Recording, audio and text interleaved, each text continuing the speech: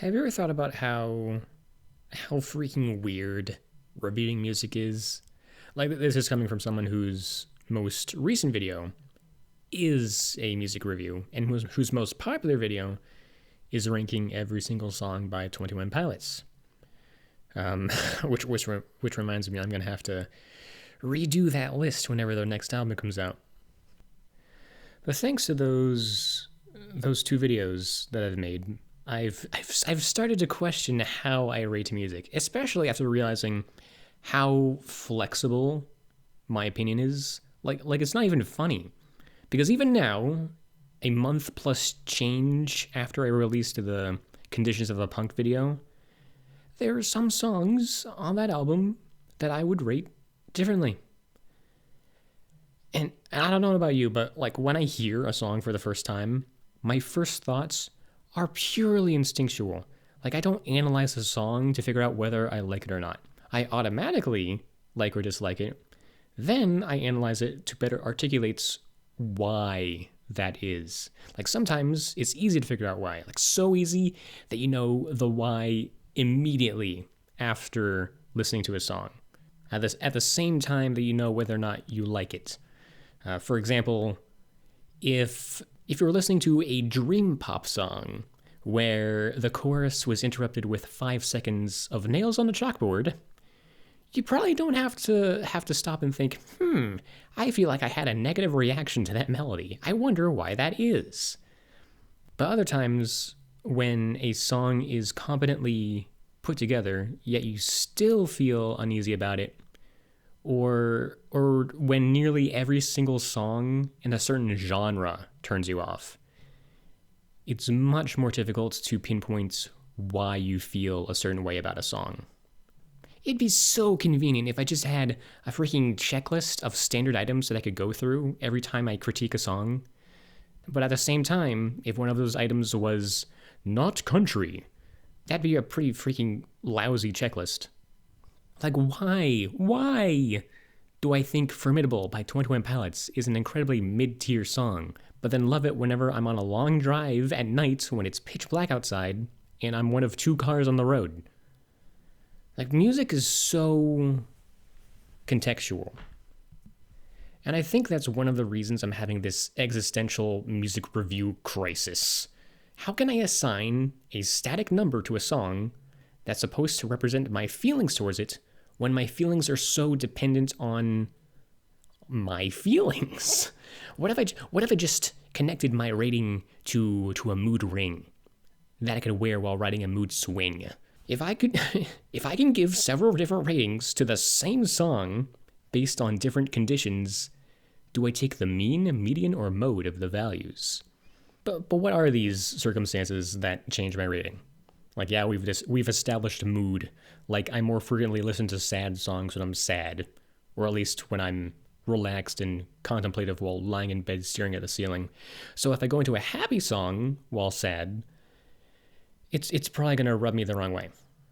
I gotta rate music based on my average emotion. But besides mood, or maybe tied to mood in a way, there are my expectations.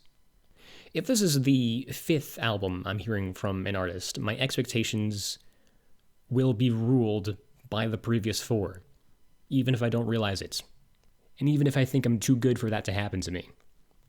The same thing can be said for music in a specific genre, let alone a specific artist or band. And this is the exact thing that happened to me when I listened to Conditions of a Punk by Half Alive. I was hoping, or expecting, that they would release a project with the same lyrical tone and finesse as their debut album. That was the standard I was rating their new music against. But is that even fair? If they weren't aiming at all to release something similar to Now Not Yet, why should I rate Conditions of a Punk as if that was what they were trying to do? Like, why not rate an album based on what it is instead of what I want it to be? But then, if that was the case, how could you give your opinion on any song whose genre you didn't like? If I was like, oh, this is country, bad, then I would be rating it based on what I personally wanted instead of gauging what the song itself was trying to be. Like, I'm freaking losing my mind thinking about this. And then, of course, adding to music's contextuality, is that even a word? Adding to the context, the order that you listen to music in matters.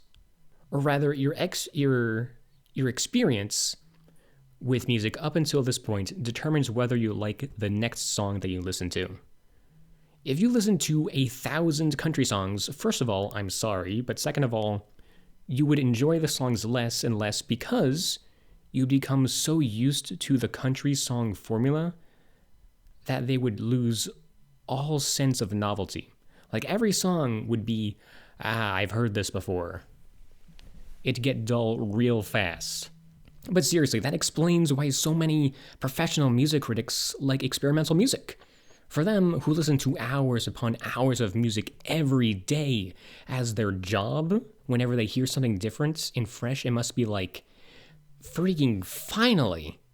Meanwhile, for me, your average Joe Schmo who loves music, but who tends to only add something to his music rotation once every 3 months, but still takes long breaks from albums and genres whenever they get too tiring, music stays exciting for me, even when I don't listen to something terribly innovative. And I don't feel like I need to listen to hours of music every day. Like, that's just not me. Like, my reasons for listening to music are different than a hardcore music critic. And your reasons are probably different from my reasons, because we're all searching for different emotions captured in different ways. But that emotional connection, I think, is the constant for all of us.